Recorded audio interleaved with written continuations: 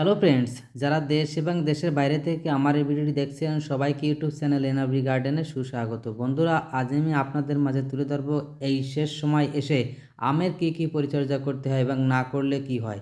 বন্ধুরা দেখেন কত সুন্দর চমৎকার আম, দেখেন ওখানে একটা দেখা যাচ্ছে পচে গেছে, অর্থাৎ ওখানে ফল ছিদ্রকারী পোকা এই আমটিকে নষ্ট করে ফেলে দিয়েছে। ওখান থেকে ছত্রাক হয়ে এই আমগুলো যেমন যেমন নষ্ট হয়ে যাচ্ছে এরকমভাবে নষ্ট হবে। দেখেন ছিদ্র রয়েছে, এখান থেকে ফল ছিদ্রকারী পোকা এই আমগুলোকে নষ্ট করে ফেলেছে। এবং আপনারা যদি এভাবে গাছের যত্ন না নেন, অর্থাৎ যদি যে নিয়ম আছে কীটনাশক বা ছত্রাকনাশক প্রয়োগের, সে নিয়মটা যদি আপনারা ফলো না করেন তবে আপনাদের আম অবশ্যই নষ্ট হয়ে যায়। বন্ধুরা, আজ আমি আপনাদের মাঝে সম্পূর্ণ পরিচর্যার তথ্য তুলে ধরবো।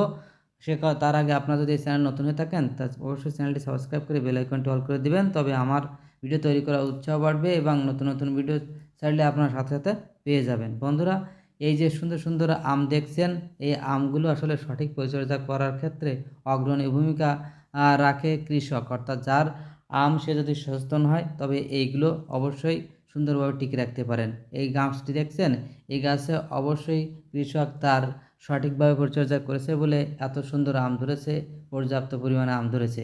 এই আমগুলোকে শেষ সময় রক্ষা করতে গেলে অবশ্যই ছত্রাকনাশক এবং কীটনাশক অবশ্যই ব্যবহার করতে হবে।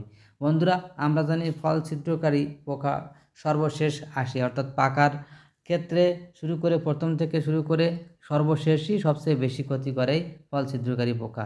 এই সময় আমে কিছুটা মিষ্টতা চলে আসে, তখন এই পাকার আগ মুহূর্তে বা পাকার কিছুটা সময় আসলেও এই আমগুলো খেয়ে অর্থাৎ ছিদ্র করে ফেলে এবং পোকা হয়ে যায়। তাই এই সময় অবশ্যই আপনারা কীটনাশক হিসেবে সাইপারমেথ্রিন গ্রুপের ওষুধ অবশ্যই ব্যবহার করবেন। প্রতি লিটার জলে 1 মিলিগ্রাম করে সুন্দরভাবে স্প্রে করবেন 21 দিনের মাথায়, অর্থাৎ আম পাকার কমপক্ষে 20 দিন আগে স্প্রে করা অবশ্যই বন্ধ করে দিতে হবে। আর অপরদিকে ছত্রাকনাশক হিসেবে আপনারা যে কোনো ছত্রাকনাশক, কার্বনডাজিম গ্রুপ বলেন বা কপার সমৃদ্ধ যে কোনো ছত্রাকনাশক অবশ্যই আপনারা ব্যবহার করতে পারেন। সেক্ষেত্রে প্রতি লিটার জলে 2 মিলিগ্রাম করে ছত্রাকনাশক অবশ্যই ব্যবহার করবেন, তাহলে এত সুন্দর সুন্দর আম আপনারা পাবেন।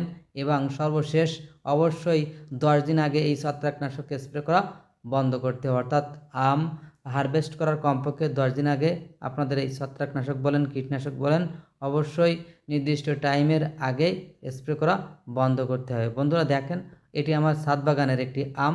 দেখেন কত সুন্দর 3 টেস্ট ম্যাঙ্গো, কত বড় হয়েছে, আপনারা ক্যামেরায় দেখতেও পাচ্ছেন না। আসলে অসাধারণ আম এই 3 টেস্ট ম্যাঙ্গো। বন্ধুরা, এভাবে যদি আপনারা পরিচর্যা করেন তবে অবশ্যই আপনারা ভালো ফলাফল পাবেন।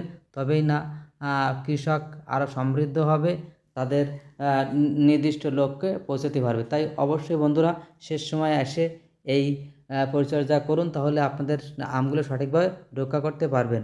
এতক্ষণ আমার ভিডিও দেখার জন্য ধন্যবাদ।